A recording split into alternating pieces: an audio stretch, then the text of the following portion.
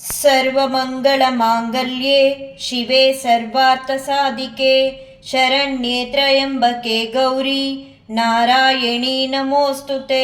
ಶ್ರೀ ಗುರು ರಾಘವೇಂದ್ರಾಯ ನಮಃ. ಎಲ್ಲರಿಗೂ ನಮಸ್ಕಾರಗಳನ್ನ ತಿಳಿಸ್ತಾ ಇವತ್ತಿನ ವಿಡಿಯೋದಲ್ಲಿ ಒಂದು ಮನೆ ಸಮೃದ್ಧಿಯಾಗಿರಬೇಕು ಯಾವಾಗಲೂ ಅಂದರೆ ಏನು ಮಾಡಬೇಕು ಅನ್ನೋದನ್ನು ತಿಳಿಸ್ಕೊಡ್ತೀನಿ.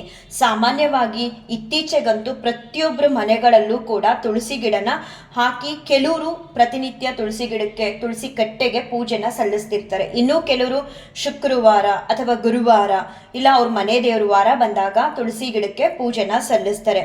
ತುಳಸಿ ಗಿಡನ ನಾವು ಬರೀ ಕೆಲವ್ರು ಏನು ಮಾಡ್ತಾರೆ, ಮಹಾಲಕ್ಷ್ಮಿ ತುಳಸಿ ಬರುತ್ತಲ್ಲ ಗ್ರೀನ್ ಕಲರ್ ಎಲೆಗಳಿಂದ ಕೂಡಿರೋಂತಹ ಗಿಡನ ಮಾತ್ರ ಮನೆ ಮುಂದೆ ತುಳಸಿ ಕಟ್ಟೆ ಪಾಟಲ್ಲಿ ಹಾಕಿ ನೆಟ್ಟಿರ್ತಾರೆ. ಆ ರೀತಿ ಮಾಡಬಾರ್ದು. ಒಂದು ಮನೆ ಸಮೃದ್ಧಿಯಾಗಿ ಇರಬೇಕು, ಯಾವುದೇ ಕಷ್ಟ ಕಾರ್ಪಣ್ಯಗಳು ಬರಬಾರ್ದು, ಹಾಗೆ ಶತ್ರುಗಳು ಕೂಡ ಹತ್ರ ಸುಡಿಬಾರ್ದು, ಮತ್ತು ಯಾವುದೇ ಅಪಘಾತಗಳ ತೊಂದರೆ ಆಗಬಾರ್ದು. ಮನೇಲಿ ಯಾವಾಗಲೂ ಒಂದು ರೀತಿ ಎಲ್ಲ ರೀತಿಲೂ ಸುಖ ಸಂತೋಷ ನೆಮ್ಮದಿ ಅನ್ನೋದು ತುಂಬಿರಬೇಕು ಅಂತ ಅಂದರೆ ನಾವು ಬರೀ ಮಹಾಲಕ್ಷ್ಮಿ ತುಳಸಿ ಅಥವಾ ಲಕ್ಷ್ಮಿ ತುಳಸಿ ಅಂತ ಹೇಳ್ತಾರೆ, ಅದನ್ನು ಮಾತ್ರ ನೆಡಬಾರ್ದು ತುಳಸಿ ಕಟ್ಟೆ ಪಾಟಲ್ಲಿ. ಜೊತೆಗೆ ಶ್ರೀಕೃಷ್ಣ ತುಳಸಿ ಅಂತ ಹೇಳ್ತಾರಲ್ಲ, ತುಳಸಿ ಗಿಡದಲ್ಲಿ ಎಲೆಗಳೆಲ್ಲ ಸ್ವಲ್ಪ ಬ್ಲ್ಯಾಕ್ ಕಲರಲ್ಲಿ ಇರುತ್ತೆ, ಮತ್ತೆ ಅದ್ರ ಕಾಂಡ ಕೂಡ ಬ್ಲ್ಯಾಕ್ ಕಲರಲ್ಲಿ ಇರುತ್ತೆ. ಅದನ್ನ ಕೃಷ್ಣ ತುಳಸಿ ಅಂತ ಹೇಳ್ತಾರೆ. ಮನೆಗಳಲ್ಲಿ ಕೃಷ್ಣ ತುಳಸಿ ಮತ್ತೆ ಶ್ರೀ ತುಳಸಿ ಅಥವಾ ಲಕ್ಷ್ಮಿ ತುಳಸಿ ಅಂತ ಏನು ಹೇಳ್ತಾರೆ ಅದೆರಡನ್ನೂ ಕೂಡ ಒಂದೇ ಪಾಟ್ ಒಳಗಡೆ ಹಾಕಿ ಪ್ರತಿನಿತ್ಯ ಆ ತುಳಸಿ ಕಟ್ಟೆಗೆ ಯಾರ ಮನೆಗಳಲ್ಲಿ ಪೂಜೆನ ಸಲ್ಲಿಸ್ತಾರೋ ಅಂತಹ ಮನೆಗಳಲ್ಲಿ ಸುಖ ಶಾಂತಿ ನೆಮ್ಮದಿ ಸಂತೋಷ ಅನ್ನೋದು ಸಮೃದ್ಧಿಯಾಗಿರುತ್ತೆ.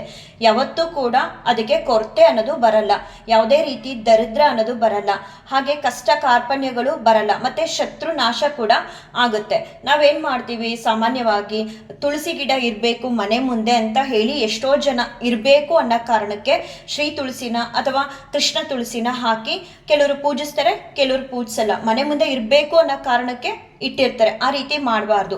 ತುಳಸಿ ಕಟ್ಟೆ ಪಾಟಲ್ಲಿ ಎರಡೂ ತುಳಸಿನೂ ಅಂದ್ರೆ ಶ್ರೀ ತುಳಸಿ ಮತ್ತೆ ಕೃಷ್ಣ ತುಳಸಿ ಎರಡನ್ನೂ ಒಟ್ಟಿಗೆ ಹಾಕಿ ಬೆಳೆಸಿ ಪ್ರತಿನಿತ್ಯ ಅದಕ್ಕೆ ಪೂಜೆನ ಸಲ್ಲಿಸೋದ್ರಿಂದ ಎಷ್ಟೋ ಕಷ್ಟ ಕಾರ್ಪಣ್ಯಗಳು ನಮ್ಮಿಂದ ದೂರ ಆಗುತ್ತೆ. ಅಷ್ಟು ಮಾತ್ರ ಅಲ್ಲ, ಮನೆಗಳಲ್ಲಿ ಯಾರಾದ್ರೂ ಮದುವೆ ಆಗದಿರುವಂತ ಹೆಣ್ಮಕ್ಳಿದ್ರೆ ಆ ತುಳಸಿ ಕಟ್ಟೆ ಸುತ್ತ ಪ್ರದಕ್ಷಿಣೆ ಮಾಡೋದ್ರಿಂದ ಬೆಳಿಗ್ಗೆ ಸಂಜೆ ಆದಷ್ಟು ಬೇಗ ಅವ್ರಿಗೆ ಮದುವೆ ಯೋಗ ಕೂಡಿ ಬರುತ್ತೆ.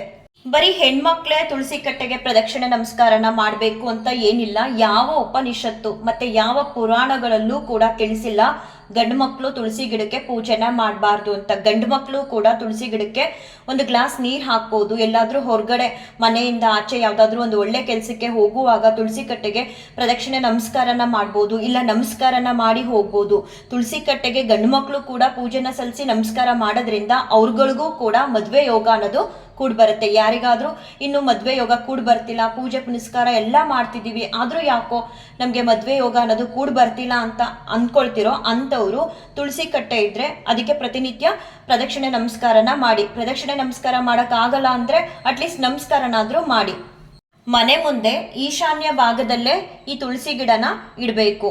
ಅದರಲ್ಲೂ ಕೃಷ್ಣ ತುಳಸಿ ಮತ್ತೆ ಶ್ರೀ ಲಕ್ಷ್ಮಿ ತುಳಸಿ ಅಂತ ಏನು ಹೇಳ್ತಾರೆ ಅವೆರಡನ್ನೂ ಒಟ್ಟಿಗೆ ಸೇರಿಸಿ ಇಟ್ಟು ಪ್ರತಿನಿತ್ಯ ಪೂಜೆ ಪುನಸ್ಕಾರ ಮಾಡುವಂತಹ ಮನೆಗಳಲ್ಲಿ ಯಾವುದೇ ಕಷ್ಟ ಕಾರ್ಪಣ್ಯಗಳು ಬರಲ್ಲ, ಯಾವುದೇ ದರಿದ್ರ ಕೂಡ ಬರಲ್ಲ. ಏನಾದರೂ ದೃಷ್ಟಿ ದೋಷಗಳಿದ್ರೆ ಅದು ಕೂಡ ನಿವಾರಣೆ ಆಗುತ್ತೆ. ಆರೋಗ್ಯ ಸಮಸ್ಯೆ ಇದ್ರೆ ಅದೂ ಕೂಡ ನಿವಾರಣೆ ಆಗುತ್ತೆ.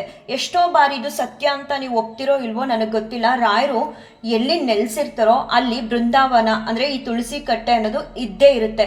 ಹೇಗೆ ರಾಯರಿರೋ ಕಡೆ ಪರಿಮಳ ಗ್ರಂಥ ಇರುತ್ತೋ ಮತ್ತೆ ರಾಯರಿರೋ ಕಡೆ ಭಗವದ್ಗೀತೆ ಕೂಡ ಇರುತ್ತೆ, ಹಾಗೆ ಈ ತುಳಸಿ ಗಿಡ ಅನ್ನೋದು ಕೂಡ ಇದ್ದೇ ಇರುತ್ತೆ, ಎಲ್ಲಾ ಮನೆಗಳಲ್ಲೂ ಇರುತ್ತೆ. ಆದ್ರೆ ಕೆಲವರು ಪ್ರತಿನಿತ್ಯ ಅದಕ್ಕೆ ಪೂಜೆ ಪುನಸ್ಕಾರ ಅನ್ನೋದನ್ನ ಅಂದ್ರೆ ಮಾಡಲ್ಲ. ಪೂಜೆ ಪುನಸ್ಕಾರ ಅಂದ್ರೆ ಪ್ರತಿನಿತ್ಯ ತುಪ್ಪದ ದೀಪನೇ ಹಚ್ಚಬೇಕು ಅಂತ ಏನಿಲ್ಲ. ಎದ್ದು ಕೂಡಲೇ ಗೃಹಿಣಿ ಆದವಳು ಫ್ರೆಶ್ ಅಪ್ ಆಗಿ ಹೊಸ್ಲುನ ನೀರಲ್ಲಿ ತೊಳೆದು ರಂಗೋಲಿ ಹಾಕಿ ಮೊದಲು ತುಳಸಿ ಕಟ್ಟೆಗೆ ಪ್ರದಕ್ಷಿಣೆ ನಮಸ್ಕಾರನ ಮಾಡಿ ನಂತರ ರಾಯರಿಗೆ ಆಗಲಿ ನಿಮ್ಮ ಮನೆ ದೇವರಿಗೆ ಆಗಲಿ ಪೂಜೆನ ಸಲ್ಲಿಸೋದ್ರಿಂದ ಆ ಮನೇಲಿ ಅಭಿವೃದ್ಧಿ ಏಳಿಗೆ ಸಮೃದ್ಧಿ ಎಲ್ಲವೂ ಕೂಡ ಏನು ಹೇಳ್ತಾರೆ, ಒಂದು ಸುಖ ಶಾಂತಿ ನೆಮ್ಮದಿ ಅಂತ ಅದೆಲ್ಲವೂ ಕೂಡ ಫಲಿಸುತ್ತೆ.